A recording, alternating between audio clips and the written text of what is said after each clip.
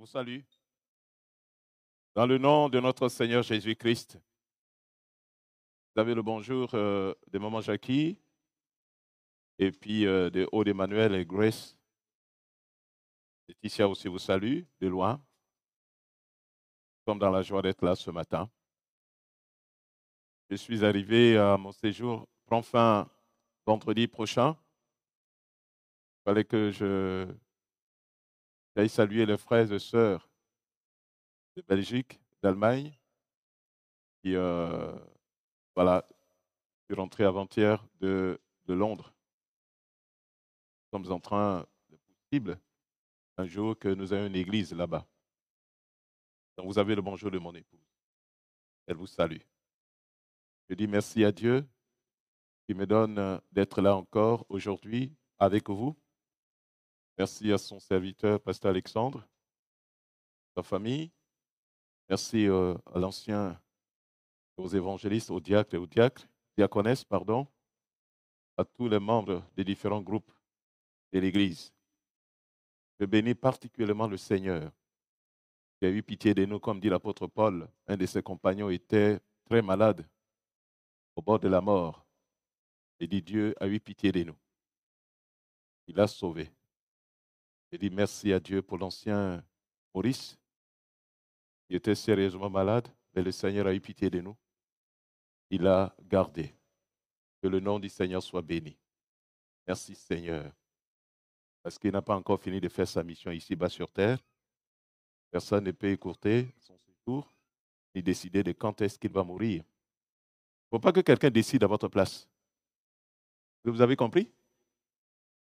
Et si vous-même vous ne décidez pas, quelqu'un va décider à votre place. Et que personne, ni la mort, ni aucune puissance, aucune force ne puisse décider à votre place. Non, ça je refuse. Au nom de Jésus-Christ. Alléluia. Bien-aimé, il est parfois important de faire des prières agressives. Pour agresser. Quand il vient t'agresser, tu l'agresses. Parce que tu as la puissance, la super puissance. Amen. Avant d'aller plus loin, nous allons chanter un chant. Je vais vous demander de vous tenir debout. Le chant se trouve dans le livre de l'Apocalypse, chapitre 1.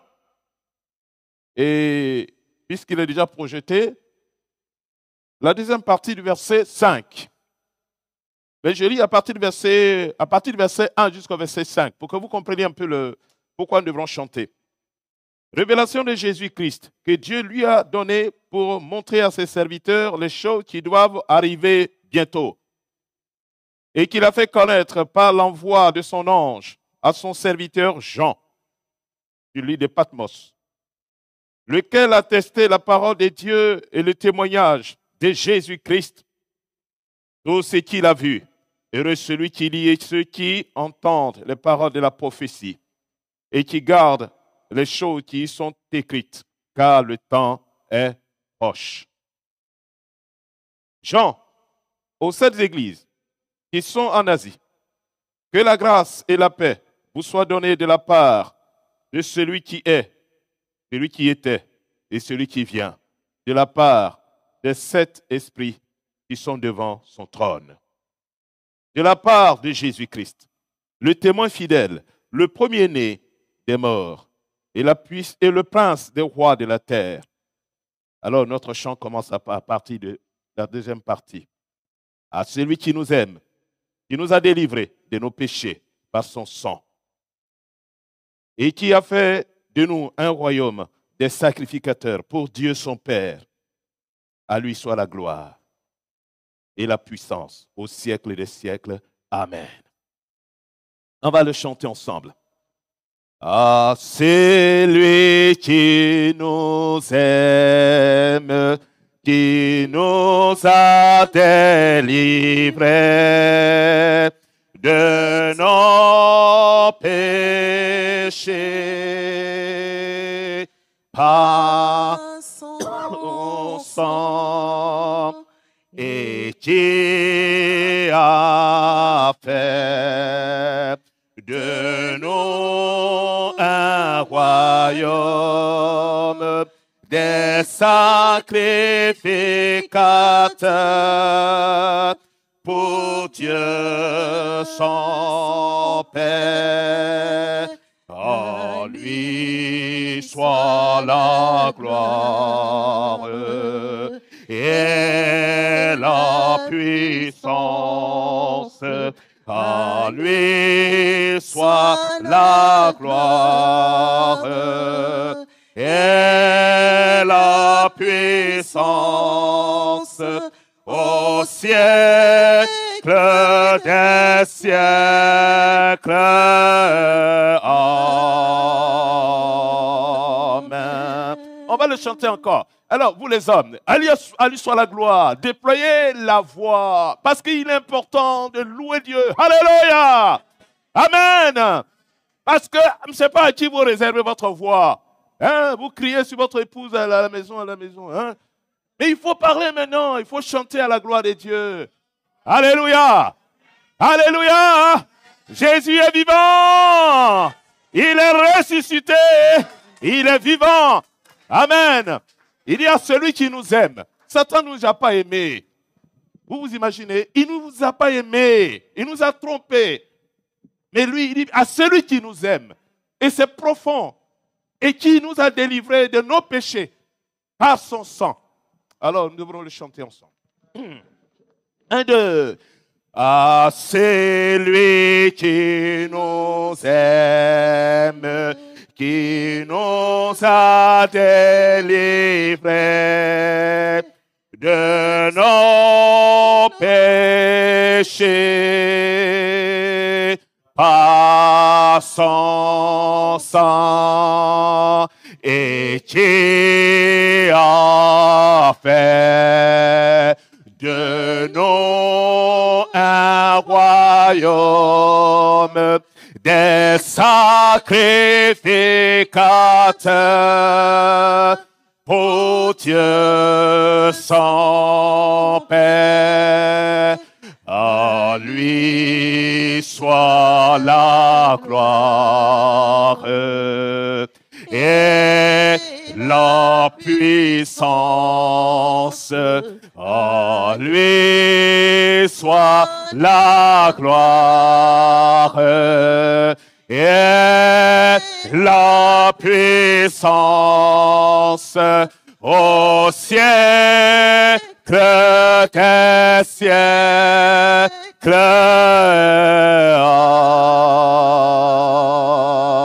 Amen. Alléluia. À toi la gloire, ô Dieu. Nous te bénissons, Seigneur. Nous te rendons grâce. Merci pour ta bonté. Merci pour ta fidélité. Toi qui nous aimes, tu nous aimes, tu nous aimes. Nous t'aimons, Père. Te louons ce matin. Reçois la gloire. Reçois l'élévation, Seigneur. Merci à toi, la gloire au siècle des siècles. Béni sois-tu, notre Dieu. Oh Seigneur, nous ne savons comment te louer. Nous ne savons comment t'adorer, te célébrer. Seigneur, accepte notre louange, accepte notre adoration, accepte notre élévation ce matin. Nous te louons, Père, notre Dieu. Nous te glorifions, Jésus. Alléluia. Béni sois-tu, notre Père. Merci, Seigneur. Au nom de Jésus-Christ, notre Seigneur et Sauveur. Amen. Amen. Merci, Seigneur. Alléluia. Comme devant toi, ô divin roi, tu es notre Père.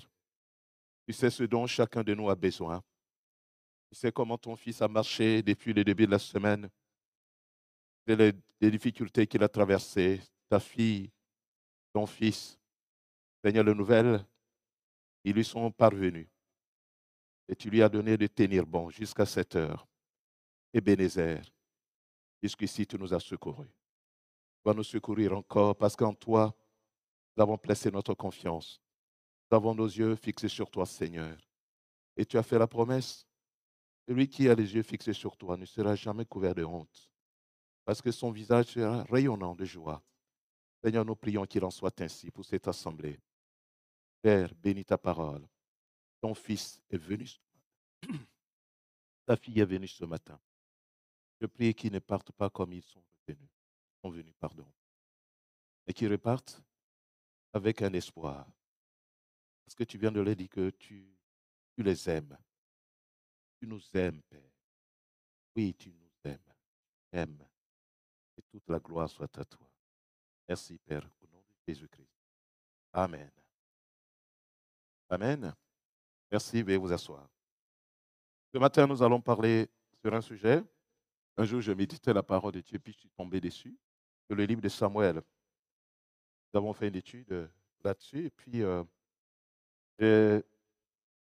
pardon, j'ai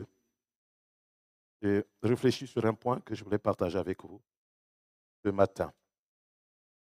Le thème, c'est, en fait, je ne sais pas, vous pouvez donner le thème que vous voulez, et c'est que j'ai pu retenir pourquoi Dieu n'a-t-il pas pardonné à Saoul? Vous connaissez Saoul? Mais pourquoi a-t-il pardonné David? C'est une question que je me suis posée moi-même. Et comme la Bible, elle est complète, elle se répond, elle répond aux questions, et je suis allé dans la Bible elle-même. Avant d'aller plus loin, l'autre jour, j'ai rencontré un frère. Il me dit qu'il a rencontré une personne de son service, je ne sais plus trop dans quelles circonstances ils se sont rencontrés. Le monsieur, il s'est marié 3 fois, il a divorcé 3 fois. Et il s'est assis et il disait au frère, mais au fait, est-ce que ces femmes-là sont mauvaises? Je me suis marié 3 fois, j'ai divorcé 3 fois. Mais j'ai compris que c'est moi qui suis le problème. Il a fait son diagnostic et il trouve que c'est lui-même qui est le problème. Ce ne sont pas ces femmes-là. 3 fois de suite, il dit que ce sont ces femmes qui sont mauvaises, c'est d'être vraiment de mauvaise foi. Il conclut que c'est moi qui suis le problème. Alors ce matin, nous allons voir pourquoi Dieu n'a pas pardonné à Saoul. 1 Samuel. 1 Samuel chapitre 13. D'abord, avant de parler de Saoul, je vous raconte un peu son histoire, comment il est venu au pouvoir, il a pris la royauté. Saoul, il est le premier roi d'Israël. En fait, selon les hommes. Parce que jusque-là, avant que Saoul ne soit choisi comme roi d'Israël, c'est l'Éternel Dieu lui-même qui était roi de son peuple. Dieu était roi de son peuple, puisqu'il a donné une loi. Sur le mont Sinaï, il a donné les 10 commandements. Et le peuple est son peuple qui est à lui.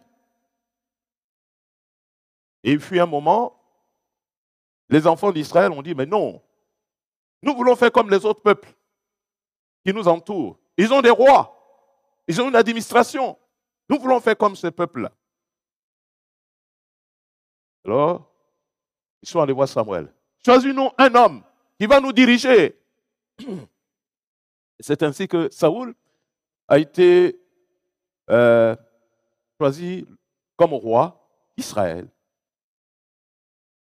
Et il a vécu un bon moment. Il a eu quelques victoires. Parce que le roi ici, ce n'est pas Dieu qui l'a choisi.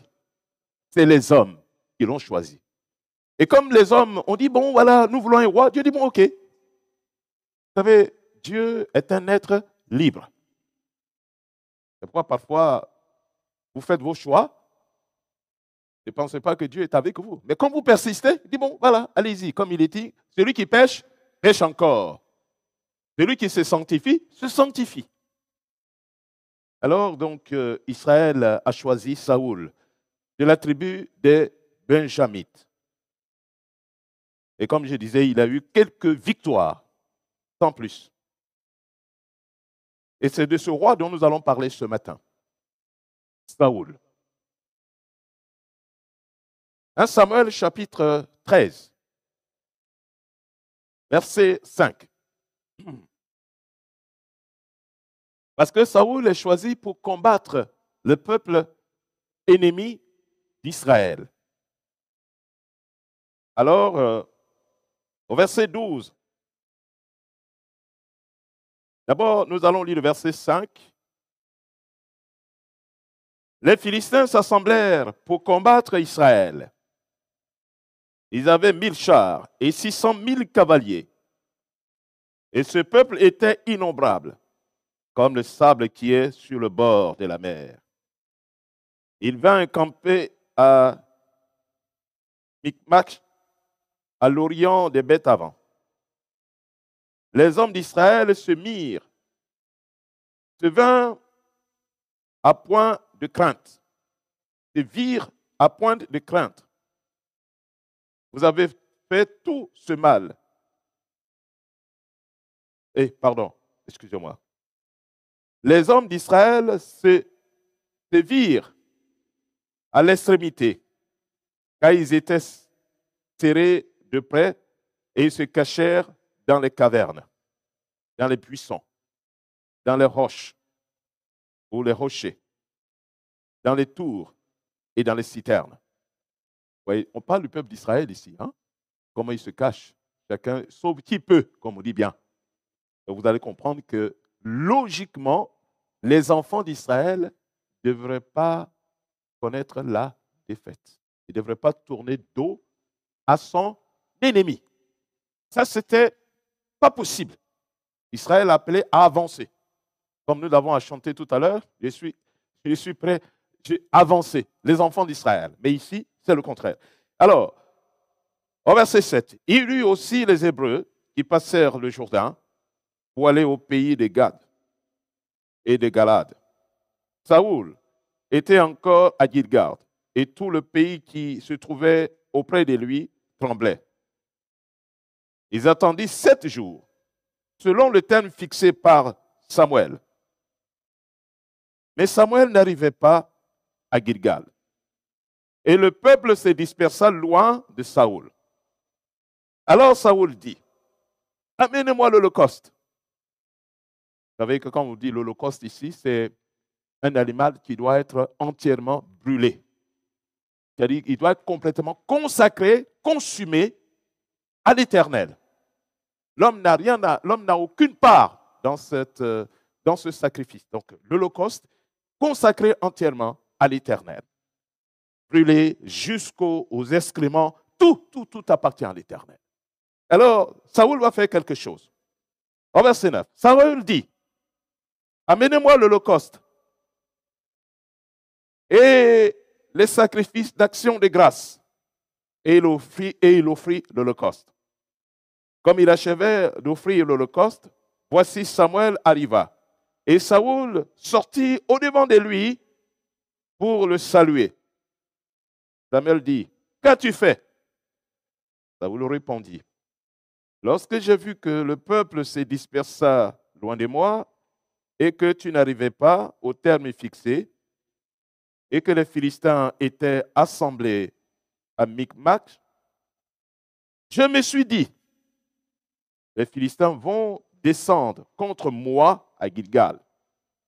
Et je n'ai pas imploré l'Éternel. C'est alors que je me suis fait violence et que j'ai offert l'Holocauste. Est-ce que Saoul a droit? Non, ce n'est pas son travail, ce n'est pas son job. Lui, il est là pour assurer la sécurité. Ce travail ici est seulement confié au sacrificateur. Il n'a rien à voir avec. Mais il va outrepasser son pouvoir et il va faire quelque chose d'irréparable. Il va commettre un péché grave. Alors, qu'est-ce qu'il dit? Voyez, Saoul pointe ici du doigt qui? Le peuple. Merci. Le peuple, les Philistins. Le peuple, les Philistins. Et il va commettre un péché grave. Est-ce que offrir à Dieu un holocauste, c'est mauvais? Ce n'est pas mauvais. Faire des actions de grâce à l'Éternel, c'est mauvais? Non, ce n'est pas mauvais. Mais il ne lui revient pas de le faire Parce que dans la maison de Dieu, Dieu a mis des barrières. Dieu a structuré chaque chose. Chaque chose doit être à sa place. Chacun doit être à sa place. C'est ce que nous verrons plus tard dans le Nouveau Testament, la manifestation des dons. Parce que Dieu donne à chacun un don bien précis dans son Église. Et quand tu n'es pas à ta place, tu veux être comme le pasteur, mais tu vas te casser les dents. Si tu n'es pas appelé à être pasteur, tu n'es pas appelé à être évangéliste, tu n'es pas appelé à être ceci. Moi, j'ai toujours dit que je ne suis pas pasteur. Alléluia. J'ai dit aux frères, si je vais quelque part, à Cotonou, actuellement, j'ai dit, mais écoutez, je suis là, je joue le rôle de pasteur, mais ne comptez pas sur moi, je ne suis pas un pasteur. Alléluia. De moi, hein, parfois je casse tout. Oh, le pasteur, vous voyez le pasteur Alexandre, il est tout doux. Amen. Ah, il faut l'aimer. Hein? Il est tout doux, il essaie de vous laver, il enlève la couche, il vous nettoie, et puis vous devenez ceci. Bon, voilà. C'est son don. Mais moi, je n'ai pas ça. Bon, j'essaie de le faire quand je suis quelque part, mais ce n'est pas mon don. Alléluia. Saoul, il va pointer du doigt le peuple, les Philistins, au lieu de prendre sa responsabilité. Au verset 13, Samuel dit à Saoul, tu as agi en insensé. Tu as agi en insensé. Tu n'as pas observé le commandement que l'Éternel, ton Dieu, t'avait donné. L'Éternel aurait affermi pour toujours ton règne sur Israël. Vous avez compris ça? Ah, après mes lectures, on va dire, mais c'est à cause de cela que Dieu va écourter son règne? Bien sûr. Dieu est un Dieu d'ordre. Et c'est pourquoi dans l'Église, reste à ta place. Et sers Dieu. Si le Seigneur t'appelle à balayer la salle, mais rends grâce à Dieu. C'est un travail extraordinaire. Celui qui se met ici, qui prêche, et celui qui balaye la salle. Nous faisons le même service. Prenez la ville de Paris. Si les éboueurs font une grève de 6 mois, même le Premier ministre, il va descendre. Même le président de la République. Tout le monde est concerné. Mais quand on passe, à 3 heures du matin, ils ramassent les poubelles, on dit, oh, on les méprise parfois, n'est-ce pas? Ils font un travail extraordinaire. Une façon de vous dire qu'à l'église, quel que soit ce que vous faites un travail extraordinaire. Et vous êtes bénis par ce que vous faites. Ne minimisez jamais ce que vous faites. Ne méprisez jamais ce que vous faites. Vous faites un travail extraordinaire. Ce n'est pas celui qui vient ici, qui prêche, il n'est pas plus important que vous. Non. Non. Alors, Saoul, Dieu lui dit, écoute, parce que tu as fait cela, je vais écourter la durée de ton règne sur le peuple d'Israël. Ah! C'est grave, hein? Saoul vient de commettre quelque chose de très grave. Au verset 8. Au verset 8, regardez ce que Saoul fait. Il dit, il a attendu 7 jours. Mais Samuel lui a donné un temps. Je vais venir. Mais à votre avis, c'est un test. Saoul doit passer un examen. Mais il a échoué. Est-ce que Dieu est en retard? Non. Juste une petite parenthèse. Vous qui attendez, les sœurs qui disent, ah, mon âge, j'ai déjà 30 ans, il faut que je me fabrique un enfant quelque part. N'est-ce pas? Parce que le temps, mais je ne pourrais plus faire d'enfant. J'ai entendu ça plusieurs fois. Ne fais pas ça, ma sœur. D'accord? Ne le fais pas. Ne le fais pas. Ne le fais pas. Attends le temps de Dieu. Saoul n'a pas attendu. Il dit, comme Samuel ne vient pas, moi-même je vais faire la chose. Mais ce n'est pas à toi de le faire. Et cela il a eu des conséquences, malheureusement. Son premier test n'a pas marché. 1 Samuel chapitre 15, verset 1. Je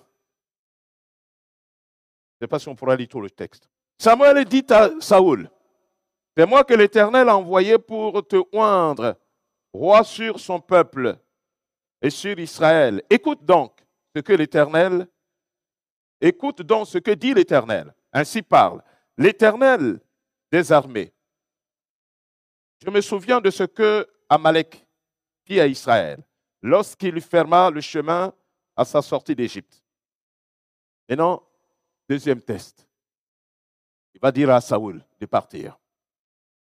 Va, c'est un ordre.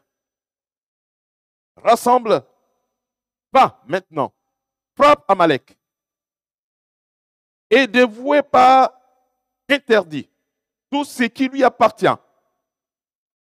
Tu ne le parieras point et tu feras mourir hommes et femmes, enfants et nourrissons, bœufs et brebis, chameaux et ânes. Ah, c'est terrible, hein? Tu fais mourir les femmes, les enfants, les hommes. C'est difficile, hein? Parfois, quand je lis, je dis, mais waouh, est-ce que j'allais pouvoir accepter? Il dit, va. Dieu a donné la liste. Il faut les faire, il faut les tuer tous. Saoul convoqua le peuple et en fit la revue. À Télaïm, et il y avait 200 000 hommes de pied et 10 000 hommes de Juda. Saoul marcha jusqu'à la ville d'Amalek et mit une embuscade dans la ville. Dans la vallée, pardon. Et c'est ce qu'il va faire. Au verset 6. Et il dit au Kenya, je ne sais pas si c'est le Kenya en ce moment, bon, même, je ne sais pas trop. Et il dit au Kenya, allez, retirez-vous, sortez du milieu d'Amalek, afin que je ne vous fasse pas périr avec lui. Car vous avez eu de la bonté pour tous les enfants d'Israël lorsqu'ils montaient d'Égypte et les Kenyans se retiraient du milieu d'Amalek. Regardez, Saoul va faire un travail extraordinaire. Et il va commettre quelque chose. Saoul bâtit Amalek depuis Havila jusqu'au Shur, qui est en face de l'Égypte. Et il prit vivant Agag, roi d'Amalek, et il dévoie par interdit tout le peuple en le passant au fil de l'épée.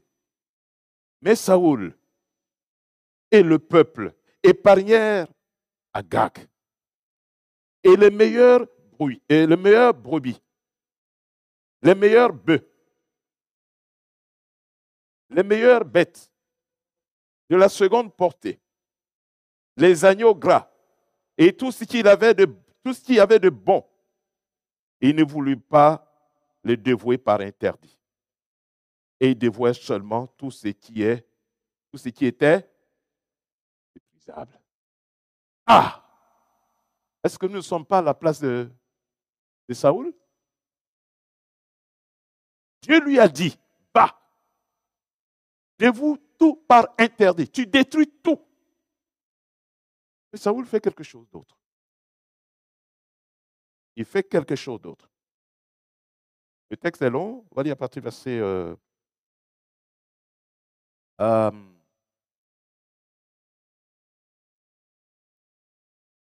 voyons le verset 10. L'Éternel adressa la parole à Samuel et lui dit, je me repens d'avoir établi pour roi, Saoul pour roi, car il se détourne de moi et il n'observe point mes paroles. Samuel fut irrité et cria à l'Éternel toute la nuit. Ça, c'est un pasteur, ça. Alléluia. Vous ne savez pas comment le pasteur prie pour vous. Hein? Il est là, il travaille, il vient, il est fatigué. Il se met à genoux, il crie. Oh Seigneur, ne permets pas. Interviens.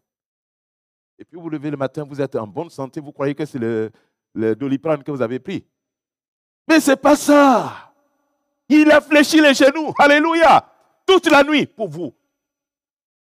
Et vous vous réveillez ce matin, vous dites, ah, le Liprane, il est bien, c'est un bon médicament. Non, rends grâce à Dieu pour son serviteur qui fléchit les genoux pour toi. C'est pourquoi il faut honorer les hommes de Dieu. Si vous asseyez dans votre salle, vous parlez mal du pasteur, vous êtes maudit. Vous avez compris ça? Jamais le faire.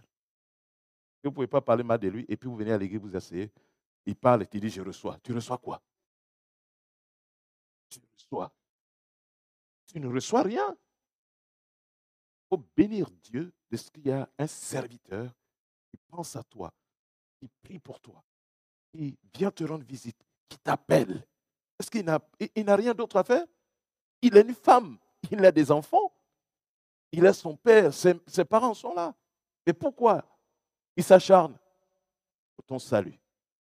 Respecte-le. Amen. Samuel va prier toute la nuit. Il va pleurer devant le Seigneur. Il va prier, pleurer. Pourquoi, Seigneur? Pourquoi? Toute la nuit. Le lendemain matin, verset 12. Se leva de bon matin pour aller au-devant de Saoul. Et on vient lui dire, Saoul est allé à Carmel. Et voici, il s'est érigé un monument. Puis il s'en est retourné. Et passant plus loin, il est descendu à Gilgal. Samuel se rendit auprès de Saoul et lui dit, et Saoul lui dit, sois béni, sois béni de l'Éternel. Vous savez, quand quelqu'un est dans le péché, au lieu de se repentir, c'est ça le problème de nos églises évangéliques. On essaie de tout spiritualiser. Mais non, tu as péché, pasteur. J'ai péché. Je demande pardon. Est-ce que l'Église peut me pardonner? Est-ce que tu peux prier pour moi? Mais on essaie de cacher. Comprenez? On essaie de cacher. Si tu pèches et que tu es dans cet état, au lieu de dire gloire à Dieu, Dieu n'entend pas ta prière, ton adoration est nulle. Non. Saoul vient auprès de Samuel et lui dit, béni soit l'Éternel. C'est de ça que Dieu a besoin? Non, Dieu n'a pas besoin de cela. Et il ajoute, j'ai observé la parole de l'Éternel. Oh! J'ai observé la parole de l'Éternel. Bien aimé, il est important que chacun réfléchisse sérieusement sur sa vie. J'ai observé la parole de l'Éternel. Samuel dit, qu'est-ce donc, si tu as observé la parole de l'Éternel, ce bêlement de brebis qui parvient à mes oreilles et ce mugissement de bœuf que j'entends? Saoul répondit, ils les ont amenés. Qui ils? Il pointe toujours les autres. Il dit c'est eux, c'est pas moi. Moi, c'est pas moi, c'est pas mon job. C'est lui, ce sont eux. Ils les ont emmenés chez les Amalécites parce que le peuple a épargné. Toujours il pointe du doigt le peuple. Les autres, ce n'est jamais lui. Les autres.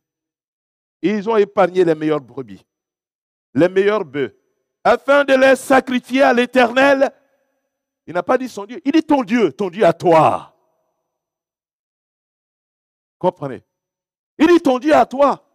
Non, pasteur, j'ai fait tout ça, je suis allé me prostituer, j'ai eu 500, comment ça s'appelle, 1000 euros, et puis voilà, j'amène ma dîme pour qu'on célèbre l'Éternel. Oh, tu es allé te prostituer et tu as amené ta dîme. Tu pars avec ta dîme. Alléluia. Non, Dieu n'a pas besoin de ça, bien-aimé. Il dit ton Dieu à toi. On a épargné tout ça pour que toi, on ne puisse adorer ton Dieu à toi. Non, ce n'est pas son Dieu. Il s'est exclu. Ce n'est pas son Dieu, c'est le Dieu de Samuel. Et alors, Alors, nous étions au verset 13. Alors, il dit, Samuel dit au verset 14. Non, on a déjà lu au verset 15. Samuel répondit, voilà, merci. Verset 16. Samuel dit à Saoul, arrête, arrête ça. Arrête. Si le pasteur te dit d'arrêter, tu vas dire, oh, c'est fini, je ne vais même plus à l'église. Mais c'est ton problème à toi. Et alors, et je te déclarerai ce que l'Éternel m'a dit cette nuit.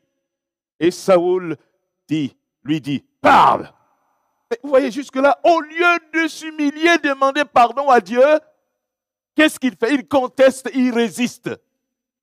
Il sait très bien ce qu'il a fait. Tu es à l'église, tu sais très bien ce que tu as fait, mais tu fais perdre du temps à l'homme de Dieu, au pasteur. Il vient, il te parle. Frère, tu dis, oh, tout va bien. Alléluia. Et tu chantes même des chants, tu parles en langue. Oh, l'Éternel, alléluia. Oh, gloria bakaltasha. Et puis, comment? Parle, frère, dis ce que tu as fait. Il ne va pas te manger, le pasteur ne va pas te manger. Et c'est ça son job, pour te relever, pour permettre que tu puisses reprendre ta place. Mais tu ne le veux pas, tu persistes, tu résistes. Mais il y a un temps pour chaque chose. Voyez ici, si Saoul avait reconnu sa faute, tout simplement, je suis sûr qu'il allait obtenir grâce devant Dieu. Mais il parle, il défie l'homme de Dieu. Il dit, mais parle. Parle. Qu'est-ce qu'on n'a pas entendu? Parle. Non, bien-aimé du Seigneur, que Dieu nous donne de marcher dans l'humilité. C'est très important. Samuel, verset 17, dit, lorsque tu étais à tes yeux, est-ce que tu étais petit à tes yeux? N'es-tu pas devenu le chef des tribus d'Israël? Et l'Éternel ne t'a-t-il pas oint pour que tu sois roi sur Israël? L'Éternel t'avait fait partir en disant, va, aidez-vous par interdit les pécheurs, les Amalécites. Tu leur feras la guerre jusqu'à ce que tu les aies exterminés. Pourquoi n'as-tu pas écouté la voix de l'Éternel? Pourquoi t'es-tu jeté sur le butin? Et as-tu fait ce qui est mal aux yeux de l'Éternel? Saoul répondit à Samuel, j'ai bien écouté la voix de l'Éternel. Ah, vous comprenez encore, bien-aimé de Dieu. Vous voyez comment il complique le travail de Dieu. Vous voyez comment il se joue du temps de l'homme de Dieu, du serviteur de l'Éternel. Vous voyez, le pasteur est là, il vous appelle. Frère, sœur, tu as fait ça. Mais tu mens. Et tu crois mentir à l'homme de Dieu, mais tu te mens toi-même. Tu te mens toi-même. Bien-aimé, si nous péchons, ayons le courage de venir voir l'homme de Dieu. Pasteur, je sais que ce n'est pas beau, mais ce que je fais, c'est vraiment désagréable. Le pasteur, c'est un homme. Hein? Alléluia. Nous sommes dans la course. Aucun de nous n'est encore arrivé. Vous avez compris? C'est pourquoi le Seigneur dit que celui qui est debout, prenne garde de tomber. Tu viens le voir, pasteur, ça ne va pas. Ou tu vas voir l'ancien. Oh, ancien, j'ai frappé ma femme. Ah bon? Tu l'as frappé. Tu as cassé une dent? Oui. Comment on va faire ça? Pas grave. On va arranger ça. Et c'est ça le rôle du pasteur. Vous savez, le pasteur, il n'est pas là parce qu'il il veut être pasteur. Si vous comprenez bien le rôle du pasteur, vous allez... Bref. Donc, Saoul, au lieu de se repentir, continue de se justifier. Saoul répondit à Samuel, j'ai bien écouté. Il met même le qualificatif, bien écouté. Bien. Il n'a pas écouté. Il dit, j'ai bien écouté la voix de l'Éternel. Et j'ai suivi le chemin par lequel m'envoya l'Éternel. Oh, c'est toi-même qui as suivi ou bien c'est ta propre chair, ta propre vie? Et alors, il dit, J'ai amené Agag, roi d'Amalek. Agag, il est la tête des Amalécites. Quand vous tuez un serpent, vous ne coupez pas la tête. Vous avez achevé votre travail? Non. Moi, je fais le champ, moi. Je fais le champ. Quand vous tuez un serpent, surtout la vipère, quand vous ne lui tranchez pas la tête, eh bien, ne vous assurez pas qu'il soit complètement mort. Même quand vous lui tranchez la tête, quand un chien passe par là, vous voyez, elle bouge. Comme si elle veut attaquer. Mais il dit qu'il a suivi la voie de l'Éternel. Il a battu les Amalécites. Mais qu'est-ce qu'il a fait? Il n'a pas tué le roi, qui est la tête. Il a emmené. Je ne sais pas pour quelle raison. En plus de cela, les biens, les meilleurs produits, il les a tous amenés. Oh! Quand il dit qu'il a écouté la voix de l'Éternel. Bien aimé, que le Saint-Esprit nous parle ce matin, dans ce passage, la manière dont nous vivons, la manière dont nous marchons. Et alors, on va aller plus vite. Et regardez bien au verset 21. Mais le peuple a pris sur le butin. Voyez toujours, le peuple, lui, pas moi, lui. C'est sa faute. C'est lui qui m'a poussé à faire ça. C'est lui qui m'a encouragé à faire ça. N'est-ce pas ce que nous disons? N'est-ce pas ce que nous faisons? Non, ce n'est pas ma faute. Il y a un petit enfant qui s'appelle Ethan, que nous avons rencontré, il prie avec nous, ses parents. Je donne un exemple. Hein. Ta main fait tomber la bouteille. Il dit, mais Ethan, pourquoi tu as fait tomber la bouteille? Il dit, non, ce n'est pas ma faute. C'est ma main. C'est la faute à ma main. Ce n'est pas ma faute. La première fois, on a rigolé. On dit, mais ce n'est pas possible. Donc, toi, tu es différent de ta main. La main est différente de toi. Il dit, c'est la faute à ma main. Ce n'est pas ma faute. Vous voyez, c'est ce que nous faisons. C'est la faute à l'autre. C'est la faute à mon mari. C'est la faute à ma femme. C'est la faute aux enfants. Ce n'est jamais ma faute. Il faut prendre ses responsabilités et aller devant le Seigneur. Il dit, ah non. Quelqu'un me dit, mais vous voyez, Joseph pouvait dire que ce n'est pas sa faute. Une femme, excusez-moi, se met devant nu. Devant lui. Mais c'est un homme. C'est un jeune homme. Il n'est pas castré. À ce qu'on sache. Il a tout son sens. Mais qu'est-ce que Joseph a fait? Il pourrait dire que c'est la faute à la femme, n'est-ce pas? Et s'il avait couché avec cette femme? Mais c'était fini pour lui. Est-ce qu'on parlerait de Joseph aujourd'hui? Non. Mais il a préféré sortir de là nu. Laisser son manteau, sa chemise, tout. Il est sorti de là. Les occasions se présentent. Mais comment nous les gérons? Nous disons chaque fois que c'est la faute du pasteur. C'est la faute de l'église, n'est-ce pas? Il y a des gens qui disent d'église. Oh, c'est la faute de l'église. Il n'y a pas d'amour. Mais est-ce que toi-même, tu es plein d'amour? L'amour se communique. Si tu es amour, tu vas communiquer cet amour aux autres. Tu pars. Non, on ne marche pas comme ça. Ce n'est pas la faute des autres. Il y a des gens qui ont divorcé en disant, ils mettent tout sur l'homme. Ils disent c'est sa faute. Ils mettent tout sur la femme. C'est sa faute. Et ils ne sont jamais, ils se voient jamais dans aucune des fautes. Ils sont toujours clean. Bien aimé, il est important que chacun revienne à soi-même. Et dise, Seigneur, j'ai péché. Vous savez, il y a quelque chose que j'ai retenu à l'église catholique quand j'y allais. Au moment de demander pardon, surtout la Pâque, il y a une expression qu'on appelle mea culpa. C'est-à-dire, c'est ma faute. Mea culpa. Mea sama culpa. Quoi ça en latin? Mea culpa. C'est ma faute. Ce n'est pas la faute de l'autre. Frère, arrête de dire que c'est la faute de l'autre. Sœur, arrête de dire que c'est la faute de l'autre. Vois toi-même, face à face, Seigneur, c'est ma faute. Et c'est ça la véritable repentance. C'est ma faute. Ce n'est pas la faute de quelqu'un. J'ai péché. Est-ce que tu dis que c'est la faute? C'est l'autre qui a pris tes yeux pour regarder? Non. C'est lui qui a pris tes pieds pour aller? Non. C'est toi-même. Il est important. Et l'heure est venue que chacun dit, Seigneur, c'est ma faute. Je te demande pardon. aie pitié de moi. Vous savez, Adam et Ève.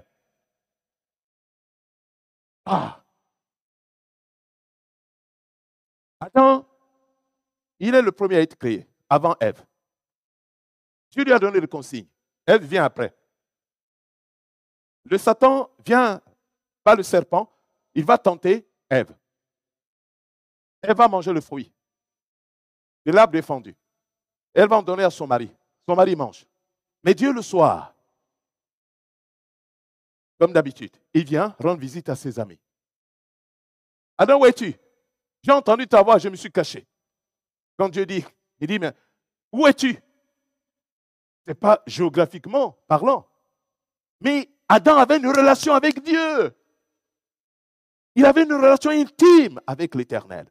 Mais cette fois-ci, il n'est pas à sa place. La relation est coupée. Alors, qu'est-ce qui va se passer? Dieu dit, mais qui t'a dit que tu es nu? Est-ce que tu as mangé le fruit de l'arbre dont je t'ai défendu? C'est la femme. Vous avez compris? C'est la femme. Ce n'est pas ma faute. La femme que tu m'as donnée. Donc, il accuse qui ici? Il accuse Dieu, il accuse la femme. Vous voyez, c'est notre attitude. Et c'est pourquoi nous devrons chacun revenir à soi-même. Dis, Seigneur, c'est ma faute. Ce n'est pas la faute de l'autre. Et ça se joue, ça se passe beaucoup dans le foyer. Ah, c'est la faute de mon mari. Si on est dans cette situation, c'est sa faute. C'est la faute à ma femme. Si on est dans cette situation, oui, c'est vrai, et tu as ta part de responsabilité. La femme va répondre à l'Éternel. Non, c'est le serpent. Donc, elle aussi, elle va accuser le serpent, elle va accuser Dieu. Elle va accuser Adam, son mari. C'est le serpent. D'accusation en accusation. Aucun d'eux ne veut prendre sa responsabilité. Mais Dieu veut que tu prennes ta responsabilité. Seigneur, j'ai péché contre toi. Je te demande pardon. Aie pitié. Sauve-moi. Et quand vous vous repentez de cette façon, vous avez la grâce de Dieu. Vous avez la grâce de Dieu. On va aller rapidement. Allons dans 2 Samuel, chapitre 12. 2 Samuel, chapitre 12. Mais voyons maintenant l'attitude de David. L'attitude de David est complètement opposée à celle de Saoul. Et alors, chapitre 11, vous lirez après, mais nous allons lire à partir du verset chapitre 12, à partir du verset 1. Regardez l'attitude. Parce qu'au chapitre 11, j'essaie de vous résumer un peu. Israël est en guerre. Israël est en guerre et David est en guerre plutôt. Israël est en guerre contre les Syriens. Et David, il n'était pas allé à la guerre. Il est resté chez lui. Il reste chez lui l'après-midi, après avoir fait la sieste. Il se promène sur son balcon. Et là, il voit une femme qui se lave. Il n'a plus le temps d'observer tous ses gestes, faits et gestes. Le péché conçu dans son cœur va enfanter, le désir impur conçu dans son cœur va enfanter le péché. Or, logiquement, le roi devrait être à la guerre. Le roi, il devrait être à la guerre. C'est lui qui devrait être en première ligne. Et là, cette fois-ci, il est resté. Je ne sais pas pour quelle raison David est resté. C'est pourquoi il ne faut pas rester sans rien faire. Si vous ne servez pas Christ, Satan va se servir de vous. Satan va se servir de vous. Si vous ne servez pas le Seigneur, vous dites, oh, moi je ne sers pas le Seigneur, le pasteur est machin, moi je ne sers pas Christ. Mais Satan va se servir de vous pour accomplir ses desseins. Et c'est ainsi que David va tomber dans le péché. Il va prendre la femme d'un de ses soldats qui s'appelle Uri. Il va commettre l'adultère avec cette femme, Bathsheba. Et la femme va tomber enceinte. Oh! La femme tombe enceinte. On vient annoncer à David que la femme est tombée enceinte. Comment faire? Pour dissimuler sa faute. y a plusieurs chrétiens qui essaient de dissimuler. Vous tombez enceinte, les sœurs, et vous faites l'avortement. Vous êtes dans l'église. Vous mourrez, c'est direct l'enfer. Vous avez tué. Dites non, Dieu est amour. Dieu pardonne. Oui, il pardonne, certes. Mais il ne faut pas jouer avec la vie. Vous avez versé le sang de quelqu'un. Il faut venir voir l'homme de Dieu. Dites, pasteur, pardonne-moi. Non, pas lui pardonner. Car la Bible dit confessez vos péchés les uns d'autres. En tant que pasteur, Dieu va lui donner l'instruction qu'il faut pour vous, pour que vous soyez restaurés. Mais ne restez pas dans votre péché. En disant, citant des versets bibliques, Dieu sait toutes choses. Il sait que je suis faible. Le Seigneur sait qu'il connaît ma faiblesse. Il va me pardonner. Non! Il faut confesser. Parce que si tu ne confesses pas, tu restes dans cela. C'est un piège. C'est comme tu es attaché à quelque chose. Mais quand tu confesses, pourquoi on dit de confesser? Quand vous confessez, vous déclarez, vous rendez la chose impuissante. C'est ça la confession. Quand vous venez ici, dites, Seigneur, j'ai péché. J'ai volé la tomate de ma voisine. Bien-aimé l'église, pardonnez-moi. L'église prie pour toi, tu es pardonné. Et cette puissance, tu l'as en ni. Tu es victorieux. Alléluia. C'est pourquoi on parle de la confession. La confession, elle est puissante. Hein?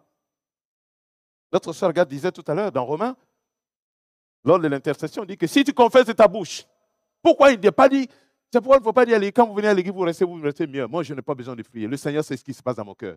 Parle, déclare, proclame. C'est très important. À des moments où il dit bien, sous l'inspiration du Saint-Esprit, nous ne savons quoi demander à Dieu dans nos prières. Mais sous l'inspiration du Saint-Esprit. Parfois, tu ne pries même pas, tu n'ouvres même pas la bouche. Tu es à genoux. Mais des fois, tu ouvres aussi la bouche, tu proclames. C'est important.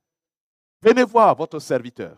Il ne va pas vous manger, bien-aimé. Déclarez ce que vous avez fait. Déclarez, je vous supplie beaucoup. Alors, donc, David, il est resté. La femme enceinte, qu'est-ce qu'il va faire? Il va trouver un moyen. Il demande au militaire. Il dit, appelez-moi tel militaire, qu'il vienne. Il arrive. Il dit, écoute, ça fait longtemps que tu es au front. Et puis les guerres d'avant, ce n'est pas des guerres qui peuvent prendre des années. Hein.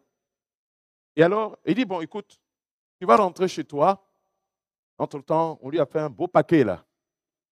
Tu vas rentrer chez toi. Tu vas rester avec ta femme. Et puis tu vas te réjouir et tout ça. Oh, un soldat conscient qui aime son peuple, qui aime son roi. Il sort, il ne rentre pas chez lui. Il reste avec les gardes. Il se partage ce qu'on lui a donné. Il dit comment? Moi, mes frères sont là-bas en train de mourir et moi, je vais aller me réjouir avec ma femme, manger, dormir. Mais non, mon roi, je ne pourrais pas faire cela. Le lendemain, on va lui donner à boire. Il est ivre. On dit, bon, maintenant, va, allez, rentre chez toi. Mais non, il va rester avec les gardes. Plusieurs fois, il a dit, mais David dit, mais ce garçon-là, il se joue de moi. Oui, c'est ce que nous faisons. Quand nous sommes dans le péché, nous trouvons toutes sortes d'astuces pour cacher nos fautes. Mais nos fautes vont se révéler plus tard. Nos fautes vont se révéler plus tard. Rien n'est caché devant Dieu. Il vaut mieux être nu actuellement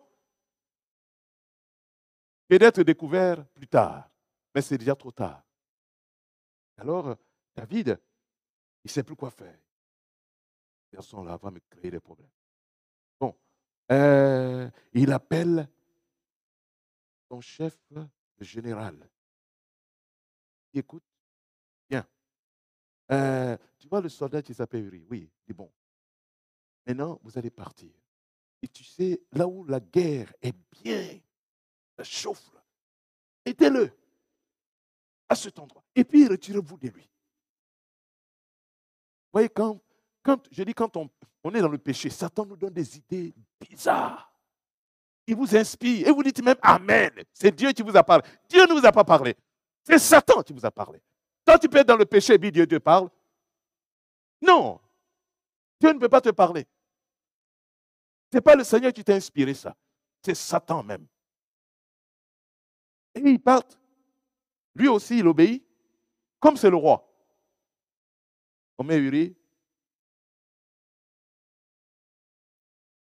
Et puis, paf, il n'a pas pu s'en sortir. On l'a tué. Mais selon la loi, David ne pouvait pas prendre cette femme tant que son mari vit. Maintenant que son mari est mort, il a toute la légitimité. Il a tout ce qu'il faut pour la prendre comme femme. Alors, il prend la femme, il est content maintenant. Dieu m'a béni, j'ai ma femme. Et cette femme-là, c'est la femme de quelqu'un d'autre. Vous verrez dans l'histoire, malgré après cela, la femme va rester la femme de David. Et à chaque fois qu'on parle, on dit la femme d'Uri. Vous comprenez? Malgré qu'après, on dit à chaque fois la femme d'Uri. La femme d'Uri. Parce que la blessure est. Et alors, et c'est dans ce contexte que David, il était content que Nathan, au chapitre 12, à partir du verset 1, l'Éternel envoya Nathan vers sa David. Et Nathan vint à lui et lui dit, il y a dans une ville 2 hommes, l'un riche et l'autre pauvre. Le riche avait des brebis et ses bœufs en très grand nombre. Le pauvre n'avait rien du tout qu'une petite brebis qu'il avait achetée et il la nourrissait et elle grandissait chez lui et avec ses enfants. Elle mangeait de son pain, buvait de sa coupe, dormait sur son sein et il la gardait comme sa fille. Le voyageur arriva chez l'homme riche et le riche n'a pas voulu toucher à ses brebis ou à ses bœufs pour préparer un repas au voyageur qui était venu chez lui. Il a pris la brebis du pauvre et il l'a prêtée pour l'homme qui était venu chez lui. La colère de David s'enflamma violemment contre cet homme. Ah, c'est ici, dans mon royaume. Oh, mais non. Eh bien, et Nathan lui dit, l'Éternel est vivant. L'homme qui a fait, c'est David qui parle, Nathan, pardon. L'Éternel est vivant. L'homme qui a fait cela mérite la mort. Et il rendra quatre brebis pour avoir commis cette action et pour avoir été sans pitié. Et Nathan dit à David, tu es cet homme-là. Alléluia. David va baisser la tête. Tu es cet homme-là. Tu es cet homme. Amen. Est-ce que nous sommes ces hommes, ces femmes-là? Accusant les autres. C'est mon mari qui m'a poussé à faire ça. C'est ma femme qui m'a poussé. Nous nous accusons au lieu de se regarder en face. C'est pourquoi j'aime bien la parole de Dieu. Et la petite dit que la parole, elle est un miroir. Si chacun peut se mirer dans la parole, en toute sincérité, avec un cœur humble, le Seigneur va te parler. Il va dire, c'est toi, c'est ta faute. Prends-toi. Le Seigneur va te pardonner. Il dit, tu es cet homme-là. Alors, au verset 8, il dit, je t'ai mis en possession. Je t'ai mis en possession de la maison de ton maître. Et j'ai placé dans ton sein les femmes de ton règne, les femmes de ton maître. Et je t'ai donné la maison d'Israël, de Juda. Et si cela n'eût été peu, tu aurais encore ajouté. Pourquoi donc as-tu méprisé la parole de l'Éternel en faisant ce qui est mal à ses yeux? Tu as frappé de l'épée Uri, le Héthien, et tu as pris sa femme pour en faire ta femme. Et lui, tu l'as tué par l'épée des fils d'Amon. Maintenant, l'épée ne s'éloignera jamais de ta maison. Parce que tu as méprisé et parce que tu as pris la femme d'Uri, de Hétien, pour en faire ta femme. Alléluia. Ça fait mal, hein?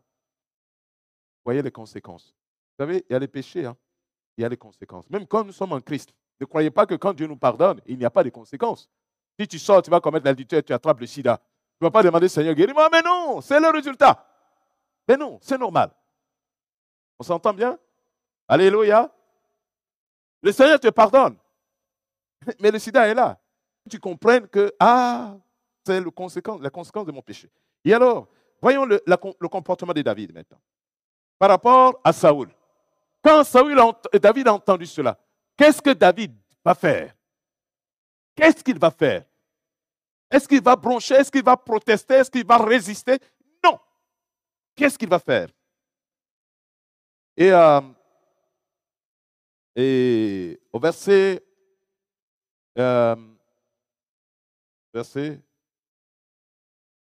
13, voilà, merci beaucoup.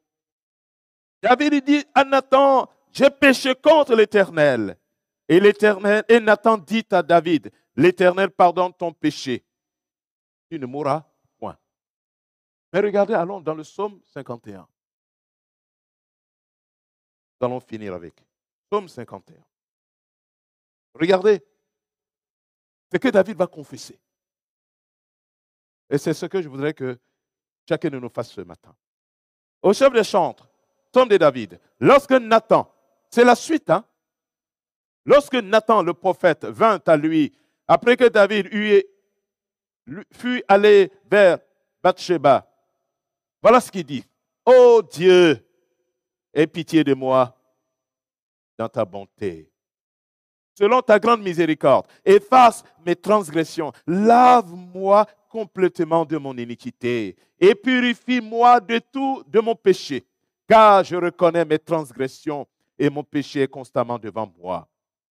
J'ai péché contre toi seul et j'ai fait ce qui est mal à tes yeux, en sorte que tu seras juste dans ta sentence, sans reproche dans ton jugement. C'est-à-dire, il s'abandonne au jugement de Dieu. Il n'a pas à contester, il n'a pas à protester. Seigneur, fais ce que tu veux. Ce que je fais est grave. Pardonne-moi. Et il continue, voici, je suis né dans l'iniquité.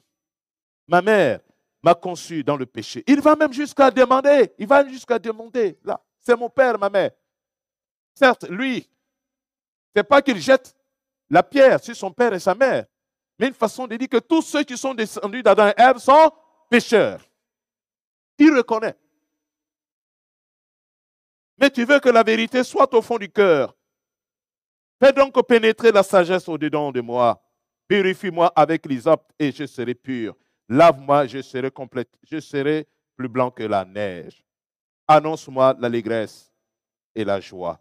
Et les eaux que tu as brisées se réjouiront. Vous savez, le péché est un empire, c'est une puissance, c'est une force qui vous lie, qui vous bloque, qui coupe votre communion avec les autres.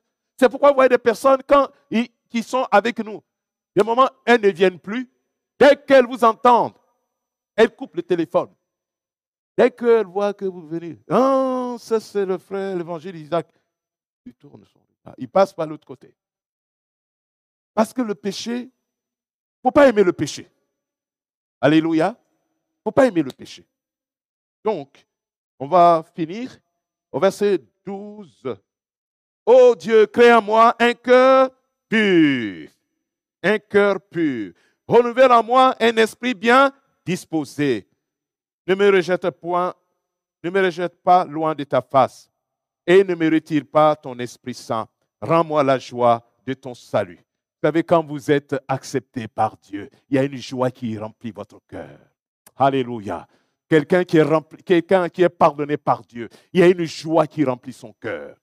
Une grande joie, une paix. Et ça, il faut le vivre. Si vous n'avez pas encore vécu cela, posez-vous la question, est-ce que vous êtes véritablement pardonné?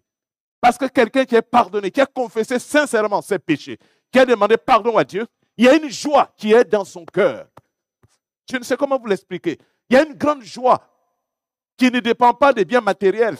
Non, mais une joie, une paix qu'on ne peut pas expliquer. C'est pourquoi il dit, et au verset 13, « Ne me rejette pas loin de ta face, ne me retire pas ton Esprit Saint, rends-moi la joie de mon salut, et qu'un esprit de bonne volonté me soutienne. J'enseignerai tes voies à ceux qui les transgressent, et les pécheurs reviendront à toi. Ô Dieu, Dieu de mon salut, délivre-moi du sang versé, et ma langue célébrera ta miséricorde. » Tu as versé beaucoup de sang. Je dis encore, il y a des chrétiens qui vont à l'église, qui continuent de faire des avortements, qui sont dans toutes sortes de péchés. Bien-aimés du Seigneur, si nous pouvons prier comme David, « Oh Dieu, aie pitié de moi, du sang versé. » Ne dis pas, il ne faut pas faire des prières globales. « Oh non, non, Dieu sait que je suis pécheur. Seigneur, pardonne-moi de tous mes péchés. » Ah oui, tu as fait quoi? Tu as fait quoi? Et alors, voyez David ici, il prie en toute humilité. Il est comme ces deux hommes qui sont allés au temple. Il y a un publicain et un pharisien. Mais le publicain, qu'est-ce qu'il dit? Seigneur, je ne suis pas digne d'être en ta présence. Pardonne-moi. Aie pitié de moi. Mais le pharisien dit, mais oh, je ne suis pas comme lui. Hein. Oh, tu me connais. J'ai fait mes dîmes, j'ai fait mes offrandes, mais je suis bien, Seigneur. Oh, le Seigneur regarde. Et il dit, qui des deux a été pardonné? Qui est sorti de la présence de Dieu pardonné? Le publicain. Bien aimé, aujourd'hui, la confession, la repentance n'est plus sincère. N'est plus sincère. Quand vous avez convoité, dites Seigneur, j'ai convoité. Vous avez menti, Seigneur, j'ai menti. Vous avez fait ci, Seigneur, j'ai menti. Pardonne-moi. Parlons sérieusement. Un langage clair avec le Seigneur. Soyons clairs avec Dieu. Le royaume des cieux est proche. Jésus viendra chercher son église. Ne sois pas dans les choses bidi-bidi là. Non.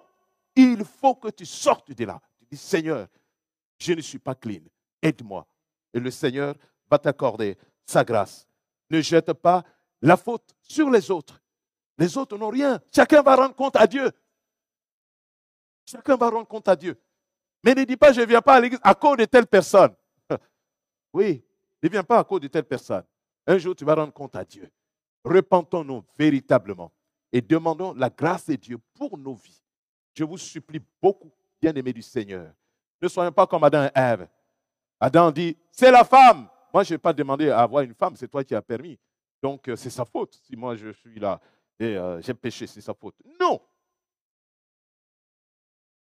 Ève dit, c'est le serpent. Non. Saoul dit, c'est le peuple, c'est les gens. Mais moi, non. Mais David dit, oui, j'ai péché. Ayons l'attitude de David. Je vous supplie, ayons l'attitude de David. Nous baissons les têtes. Si quelqu'un est dans un mal, j'ai parlé. Ne résiste pas. Ne complique pas le travail du pasteur. Tu peux aller le voir. Pasteur, pardonne-moi. Prie pour moi. C'est pour ça qu'il est là. Il fait ce job-là. Va le voir en toute humilité. Parce que dans le magasin, je vole. Oui, je vole. Je ne peux pas passer sans prendre des bonbons, sans prendre des chemises. J'enlève les étiquettes. Personne ne m'a jamais vu. Va voir le pasteur. Il va prier avec toi. Il va t'aider. Je t'assure. Je connais le pasteur Alexandre. C'est un homme qui est dévoué au service de Dieu. Allez le voir. Il va vous aider. Ne soyez pas dans l'église. Il dit, il n'a pas besoin de connaître ma vie. Mais s'il ne connaît pas ta vie, à quoi sert-il d'être ton pasteur? Le pasteur doit connaître la vie de ses brebis. Pour savoir comment il doit prier pour eux. Pour savoir quelle nourriture qu'il faut donner. Et chacun prie devant le Seigneur ce matin. Alléluia. On séparera de l'amour. Oui, j'ai trouvé des amis. Des amis en Jésus-Christ. J'ai trouvé des amis qui nous séparera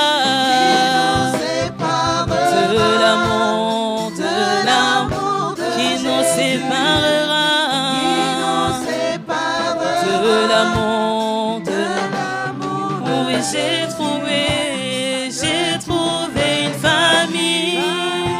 une famille en Jésus-Christ.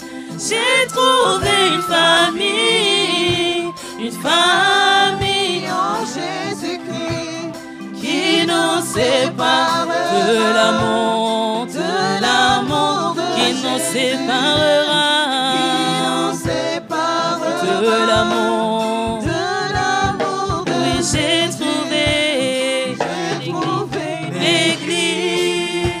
une église en Jésus-Christ. J'ai trouvé